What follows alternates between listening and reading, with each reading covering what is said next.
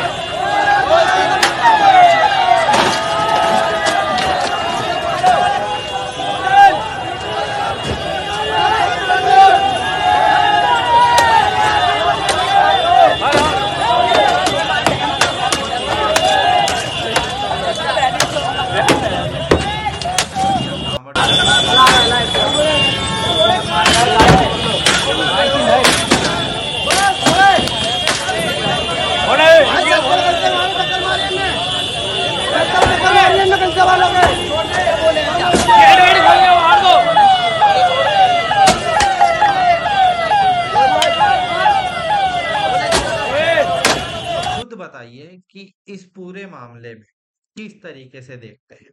एक तरफ तो कांवड़ यात्रा के नाम पर ये कहा जाता है कि एक धार्मिक यात्रा है जहां पर शिव जी के मंदिर में जाके पानी चढ़ाया जाता है, उसको गंगा का जल लाया जाता है, पूरी माहौल है। और जो सत्ताधारी भाजपा पार्टी है, भाजपा इस मुद्दे को धार्मिक और राजनीतिक रूप देते हुए कांवड़ यात्रियों को दुनिया जहान की सहूलत देने के नाम पर अपनी राजनीति को चला रही है। कांवड़ यात्रियों ने अपनी पूरी धार्मिक यात्रा में चले, उनके लिए एक रोड आरक्षित है, मगर इस तरीके से राह चलते किसी भी व्यक्ति को गाड़ी को तोड़ना, किसी ढाबे पर बैठना खाना खाने और कोई बहस होती है उसके पूरे ढाबे को चकनाचूर कर देना, अब पुलिस की गाड़ी को इस तरीके से सत्यानाश कर देना अपने आप में बहुत सारे सवाल पैदा करता है। अब यहाँ पर कुल मिला के 2-3 मुद्दों पर बात करनी मुझे लगता है कि बेहद ज़रूरी है। पहली चीज़ कि आप इमेजिन करिए 5 मिनट के लिए कि अगर कुछ ऐसा ही मामला मुसलमान अपनी धार्मिक यात्रा निकालते हैं और उसमें इसी प्रकार एक पुलिस के वाहन को तोड़ दिया जाता। बहुत सारे लड़कों की भीड़ उस पर डंडे मार के हेडलाइट, उसके शीशे सब चीज़ तोड़ देती। फिर वही मुस्लिम लड़के उस वाहन को वहां पर पलट देते, तो पुलिस और प्रशासन का रवैया क्या हो? यही भाजपा वाले उस पर क्या बयान देते? अभी तक सैकड़ों लोगों को गिरफ्तार कर लिया गया रहता, बस्तियां उजाड़ दी गई रहती बुलडोजर के नाम पर, और उसके नाम पर प्रशासनिक प्रताड़ना कितने दिन तक चलती, उसका आप अंदाजा लगा कर देखिए। धार्मिक भावनाओं का सम्मान हर किसी को करना चाहिए और कर्तव्य भी है कि वो करे, मगर धार्मिक यात्रा के नाम पर इस प्रकार से गुंडागर्दी करना ये भी तो अपने आप में सवालिया निशान पैदा करता है। अब अगर हम लोग इसी चीज को थोड़ा-सा और आगे ले जाकर आप सोशल मीडिया पर बात करने लगेंगे, तो अधिकतर जनता आपको क्या कहने लगती है फौरन कि अरे यार तुम हिंदू धर्म पर टीका-टिप्पणी कर रहे हो। किसी मामले में किसी तोड़-फोड़ या गुंडागर्दी के मैटर को अगर कोई रिपोर्ट करता है या उस पर बात करता है, तो वो किसी धर्म के खिलाफ बातचीत कैसे हो सकती है? क्या अगर कांवड़ यात्रा के नाम पर कुछ लोग गाड़ियों में, ढाबों में, होटलों में लोगों राह चलते लोगों के साथ मारपीट कर रहे हैं, तोड़-फोड़ कर रहे हैं, तो उस पर बात करना किसी धर्म के खिलाफ बात करने जैसा हो जाएगा? हो सकता है कि ऐसी वीडियो बनाने के लिए यूपी पुलिस आप पर मुकदमा कर दे, मगर जिन्होंने उनकी गाड़ी को तोड़ दिया, बीच रास्ते में तोड़ के, पलट के, उल्टा करके वहां पर रख दिया, उन पर कोई मुकदमा नहीं होगा। ये मुकदमेबाजी ऐसा लगता है कि राजनीतिक तौर पर प्रेरित है। सरकार चाहती है कि उनकी जो हिंदू-मुसलमान वाली राजनीति है, वो चलती रहे, असीमित समय के लिए चलती रहे। उनको लगता है कि यही हमारा तुरुप का इक्का है, जिसकी वजह से हमारी राजनीति चल रही। हिंदू-मुसलमान की राजनीति खत्म होगी, तो फिर हमारे पास बचेगा क्या? सोचिए ना, इसी सरकार ने अभी कुछ दिन पहले मुज़फ्फरनगर में जब प्रशासन ये आदेश देता है कि हर मुसलमान को, हर दुकानदार को अपनी दुकान के बाहर, इवन कि फल और ठेली वालों को भी अपनी दुकान के बाहर अपना नाम लिखना होगा कि मैं फला अब्दुल तो मैं फला मिश्रा। इस पर आउटरेज होने की बजाय जो यूपी की सरकार है उसको लगा अरे ये इससे बढ़िया मौका हमको कहाँ मिल सकता है। उन्होंने ये सेम ऑर्डर पूरे प्रदेश के लिए जारी कर दिया। कुछ ऐसा ही भाजपा के दूसरे स्टेट उत्तराखंड में वहां के मुख्यमंत्री को भी लगा कि नहीं ये तो हमारी राजनीति को सूट करता है। उन्होंने अपने राज्य में लागू कर दिया। अब मध्य प्रदेश की भाजपा सरकार क्यों पीछे रहती? वो कहते हमें भी मौका मिला है, हम भी उज्जैन में लागू करेंगे। वो तो गनीमत हो कि सुप्रीम कोर्ट ने इस मामले पर अंतरिम तौर पे रोक लगा दी। वरना भाजपा तो चाहती है कि इस तरीके का हिंदू मुसलमान वाला डिवाइड हो जाए। मैं वही आपको बार-बार कह रहा हूँ कि आप इमेजिन करिए कि यहाँ पर कांवड़ यात्रियों की जगह मुसलमान लड़के होते। आप इमेजिन करके देखिए उसके बाद क्या होता।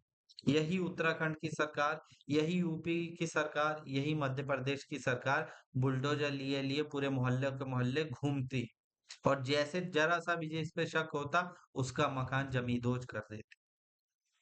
तो ये जो प्रशासनिक तंत्र एक तरफ़ा तौर पे एक तरफ को तो इतनी छूट दे रहा है कि वो कुछ भी करे, तोड़-फोड़ करे, पुलिस की गाड़ी तोड़ दे। अब ऐसा मान लीजिए कि ये पुलिस की गाड़ी में तोड़-फोड़ और पुलिस की गाड़ी को बीच सड़क में पलट देना, ये उनकी नज़र में देश हित के लिए एक सेवा है। इसको सरकारी संपत्ति का नुकसान नहीं माना जाएगा। ये तो देश सेवा के लिए अतुलनीय योगदान है। उन्होंने उस गाड़ी को तोड़कर देश के लिए म्यूज़ियम में रखने के लिए सामान मुहैया करवाया। मुसलमान नहीं हैं, जिनके नाम को देखकर, सुनकर आप उनके घरों को तबाह कर दीजिए। तो ये जो सवाल बार-बार उठता है कि मौजूदा सत्ता अपनी राजनीतिक चीज़ों को पूरा करने के लिए, राजनीतिक गुणागणित को करने के लिए इन धार्मिक यात्राओं को भी अ, ऐसा बना रही है कि जिन धार्मिक यात्राओं को कल तक लोग मोहब्बत के साथ पूरा करते थे। दूसरे समाज के लोग भी उसमें पार्टिसिपेट करते थे, उसके स्वागत में खड़े होते थे, वो आज डर जाते हैं। जब भी इस तरह की किसी भी यात्रा का पूरे देश में नाम लिया जाता है, तो अचानक से मुसलमानों को डर लगने लगता है। उनको लगता है कि ऐसी कोई यात्रा आएगी, उनके घरों में तोड़-फोड़ होगी, उनके साथ मार-पीट होगी, उनको प्रताड़ित किया जाएगा और गलती से अगर थोड़ा-सा भी 19-21 हुआ, तो फिर प्रशासन उन्हीं के घरों को तोड़ देगी, उन्हीं के कारोबारी संस्थानों को बर्बाद कर देगी और गिरफ्तारी भी उन्हीं की होगी जिनके साथ मार-पीट की गई थी।